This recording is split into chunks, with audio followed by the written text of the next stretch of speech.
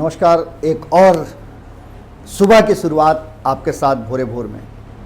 आज भोरे भोर के विषय को लेकर के आप भी सोच रहे होंगे कि आखिर ये बातें हम क्यों कह रहे हैं, लेकिन हमारी बातें बिहार की राजनीतिक सोच और राजनीतिक दलों के विचारों के बाद आते हैं। आपको पता है कि बिहार में समस्याओं को छोड़कर कुछ और भी तैयारियां चल रही हैं।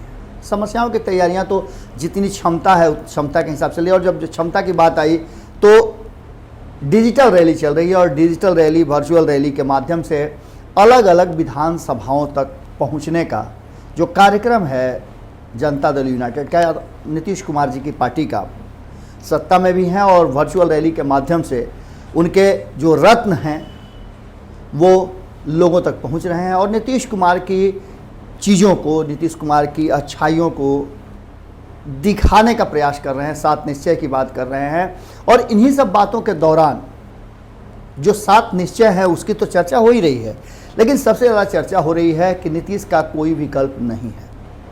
अब तक बिहार ने ऐसा कोई विकल्प तैयार नहीं किया, ना राजनीतिक दलों ने किया। अब इन सब बातों को लेकर के निश्चित रूप से आप समझ सकते हैं कि जब विकल्प की बात होगी, जब ये कहा जाए कि नीतीश के जैसा कोई नहीं, तो कुछ बातें चर्चा में आएंगी और ऐसी ही बातें चर्चा में आनी शुरू हो चुकी हैं। वर्चुअल रैली के माध्यम से सबसे पहले तो जो जदयू के राष्ट्रीय महासचिव हैं और संगठन देख रहे हैं, उन्होंने सबसे पहली बात तो ये कही कि बिहार की जो क्षमता थी उस क्षमता को किसी भी दल ने, किसी भी सत्ता पर बैठे लोगों ने नहीं दिखाया और उस क्षमता को उभार करके पूरी तरह से समायोजित करके नीतीश कुमार ने दिखाया और इसकी ताकत का पहचान करवाया।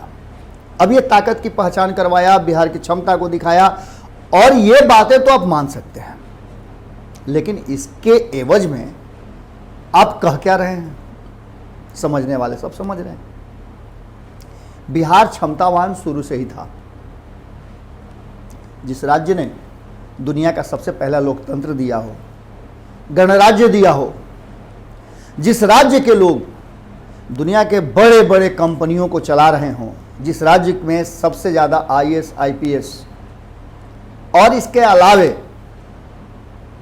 आईटीएस देता हो, जिस राज्य का एक आईपीएस अधिकारी, एक आईएएस अधिकारी अपने नाम का डंका बजवाता हो,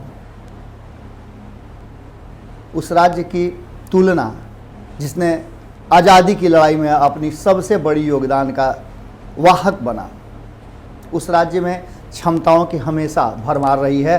और हाँ, ठीक है, नीतीश कुमार जी ने भी उन क्षमताओं का सदुपयोग किया है, इसमें कोई दो राय नहीं है, लेकिन ये क्षमताएं इससे पहले भी थी। बिहार के रेल मंत्री बिहार से ही गए थे, लालू प्रसाद, और उन्होंने रेल मंत्रालय को जिस तरह से चलाया, जिस तरह से उसके अपनी क्षमताओं का उपयोग उसमें किया, अपने बुद्धि विवेक का प्रयोग किया, उसके चलते उन्हें विदेश में भी खोजा गया कि आखिर उन्होंने रेलवे जो हमेशा घाटे में चलती थी उसे मुनाफे में कैसे बदला। खैर, ये सब बातें तो आप सभी जानते हैं, लेकिन ये कह देना कि नीतीश कुमार का कोई विकल्प नहीं है, ये बातें ठक से यहाँ लग सकती हैं भारतीय जनता पार्टी को भी, और लगनी भी चाहिए। बात यहीं अगर समाप्त हो जाती तो बात समाप्त थी, लेकिन इसके बाद और भी बहुत सारी बातें नीतीश कुमार के विषय में कही गई हैं। आप गठबंधन की सरकार में हैं तो चीज़ें आप अपनी नहीं परोस सकते हैं। 15 साल नीतीश कुमार जी ने कभी भी अकेले अपने दम पर सरकार नहीं चलाया है। कुछ दिनों की बात अगर करें, 2014 में जब लोकसभा का चुनाव हारे थे तो उन्होंने जीतन राम मांझी को दिया था, लेकिन वो भी बैसाखी पर ही चल रही थी सरकार। उसको सपोर्ट था आरजेडी का, कांग्रेस का, वरना ये सरकार गिर गई होती। लेकिन तब भी अहम की जो बैरियर है वो सबसे ऊंची रखी हुई है जदयू ने। जदयू का कहना इतना ही नहीं है, जदयू के नेताओं का वर्चुअल रैली के हिसाब से कहना है कि नीतीश कुमार जी ने हर वर्ग का ध्यान दिया। अब इसमें कंट्राडिक्शन है। जदयू के लोग ये कह रहे हैं कि नीतीश कुमार जी ने हर वर्ग को समायोजित करके, सामंजस्य बिठा करके और आगे बढ़ाने का काम किया। ठीक है, लेकिन इस पर आरजेडी का और विपक्ष का कहना है कि आवाज़ तो लालू प्रसाद ने दिया। गरीब, गुरबा, दबे, कुचले, हाशिए पर खड़े लोगों को लालू प्रसाद ने राजनीति में प्रवेश कराया और मुख्य धारा में जोड़ने का काम किया। अब ये इस चुनाव में फरी आने वाली बात है। बात इतना ही तक नहीं रुकती है।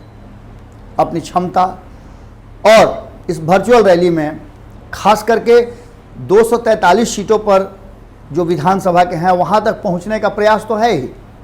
आपको पता है कि किस तरह से संगठन को मजबूत करते हुए आरसीपी सिंह ने बूथ लेवल कार्यकर्ता बनाए थे, बूथ लेवल अध्यक्ष और सचिव बनाए थे।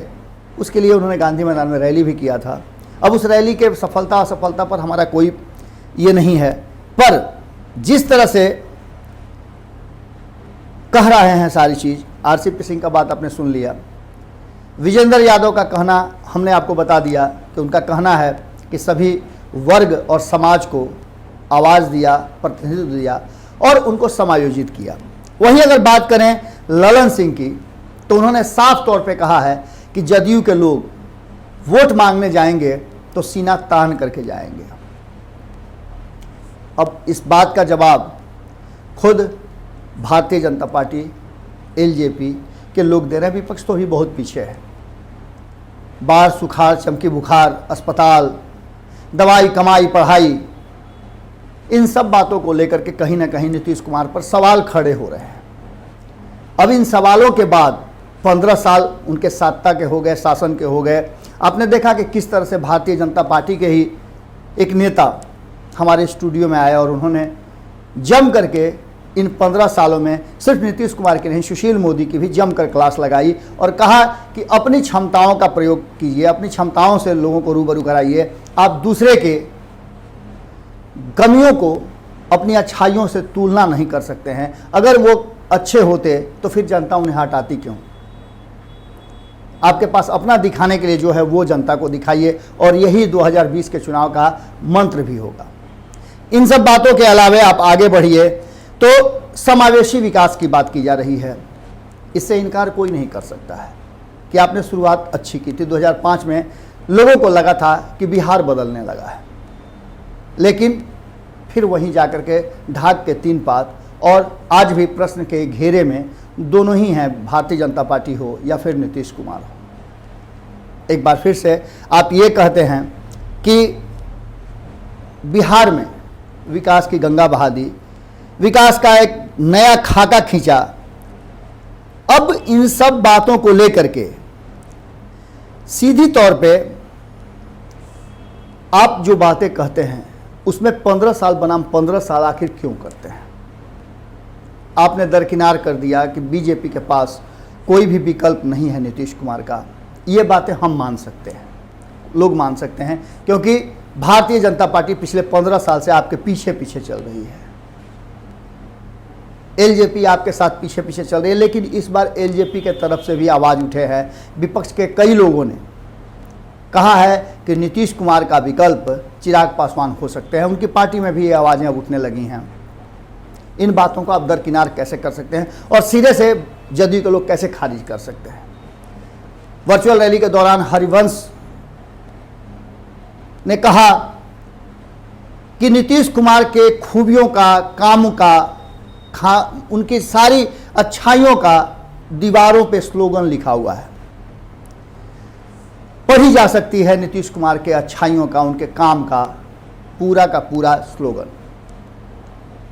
और इस बिना पर आप उनके पास जा सकते हैं। आइडियोलॉजी नीतीश कुमार की थी, उन्होंने कुछ अपने लिए वैरियर्स बनाए थे, उन वैरियर्स को बीच के कुछ दिनों में ध्वस्त हुए हैं।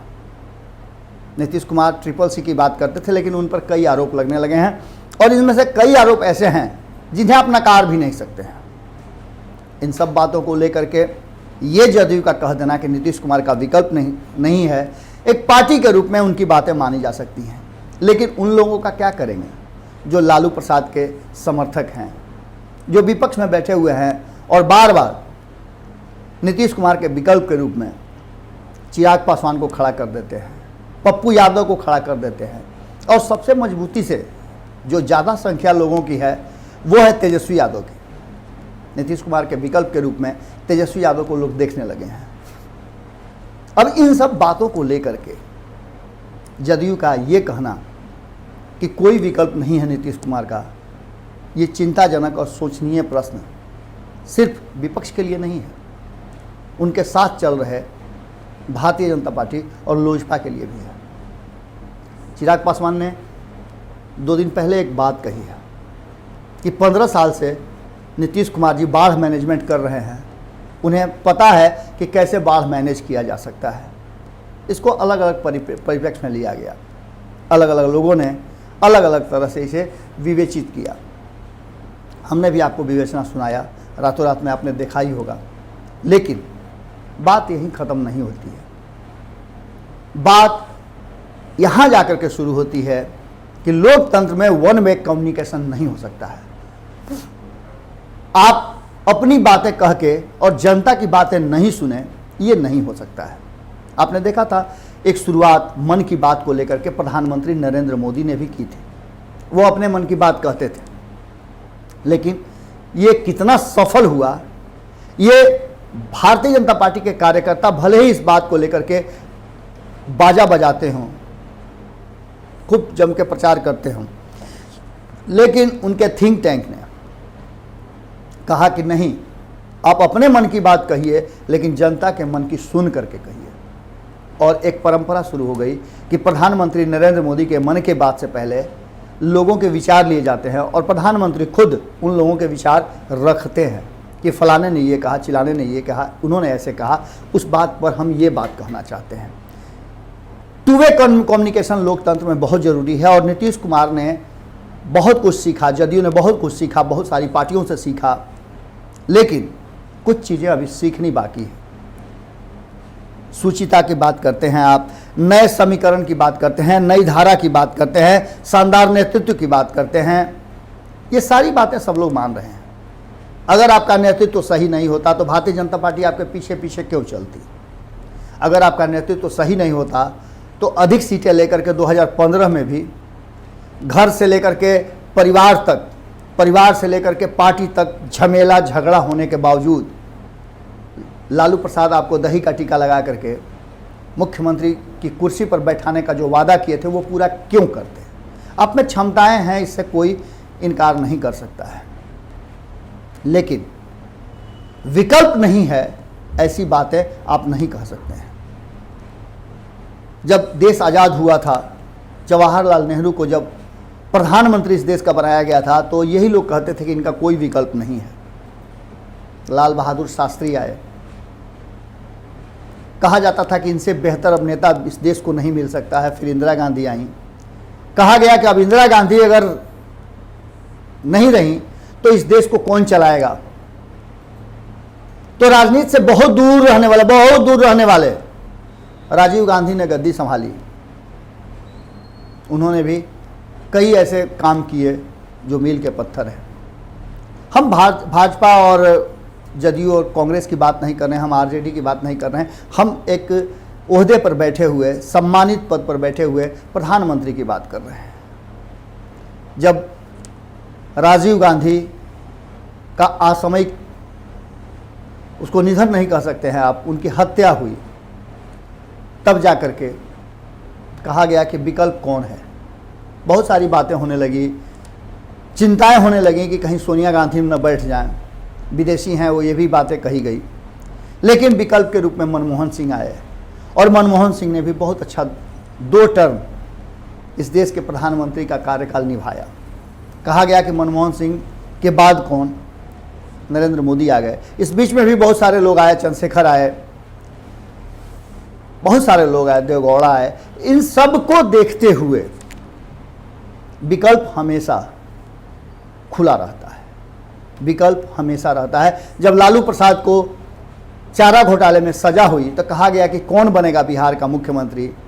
राबड़ी देवी, जो कि राजनीति से बिल्कुल दूर थीं, एक गृहिणी के रूप में उन्होंने अपना बहुत बेहतरीन योगदान दिया था। लालू प्रसाद जैसे नेता को मुख्यमंत्री बनाने में उनकी भी अहम भूमिका रही होगी, क्योंकि परिवार भी साथ होता है, उसके भी बहुत सारी बातें होती हैं।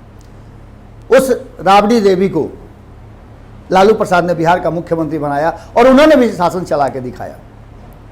तो ये कहना कि विकल्प नहीं है, ये शायद बहुत जल्दबाजी होगी या फिर आपके अंदर बैठी हुई स्वमेव की भावनाएं हैं। जौ जौ आगर है धरती, और इस बिहार ने एक से एक वीर, एक से एक योद्धा पैदा किए हैं, और यहाँ विकल्पों की खान है। जो राज्य, फिर एक बार मैं बता दूं कि जिसने पहला गणराज्य की घोषणा की, गणराज्य बनाया, दुनिया को इसका संदेश दिया, उसे आप कमतर नहीं आंक सकते हैं। यहाँ हर व्यक्ति हर पद के लिए क्षमता रखता है, खास करके अगर बात की जाए लोकतंत्र की और चुनावी प्रक्रिया की, तो सभी को चुनाव लड़ने का और हर पद पर बैठने का अधिकार संविधान ने दिया है।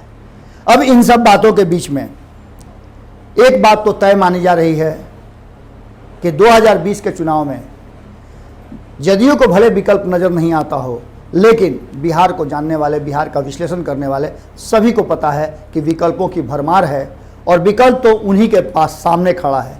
एक विकल्प 2015 में उन्होंने तेजस्वी यादव के रूप में पैदा किया था, अब हो सकता है कि एक विकल्प उन्हें चिराग पासवान के रूप में भी मिल जाए।